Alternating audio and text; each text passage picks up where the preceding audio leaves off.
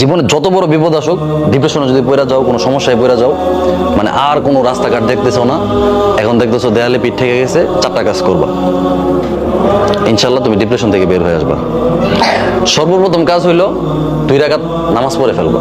উজু করে 2 রাকাত নামাজ পড়ো। নামাজ পড়ে তুমি আল্লাহ তাআলার কাছে পরামর্শ চাইবে, আল্লাহ আমি তো এই সমস্যায় পড়ে গেছি, আমার তো হঠাৎ করে বাবা মারা গেছে, আমি তো এখন চোখে কিছু দেখতেছি না, আমি তো এই অন্যায়টা করে ফেলছি, আমি কি করব? আল্লাহ তাআলা তোমাকে পরামর্শ দিবে।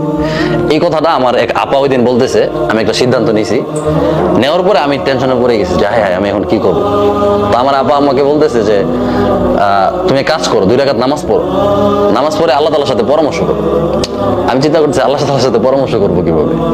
2 রাকাত নামাজ পড়ছি, নামাজ পড়ে আমি আল্লাহকে বলছি যে আল্লাহ আমি তো এমন একটা সিদ্ধান্ত নিছি, কি করব। তখন দেখি আমার মাথায় নানান চিন্তা আসতেছে, বুদ্ধি আসতেছে, পজিটিভ, বুঝছো? ডিপ্রেশনে পড়ে গেলে প্রথম চেষ্টা করবা 2 রাকাত নামাজ পড়া। দ্বিতীয় যে কাজটা করবা, একা থাকবা।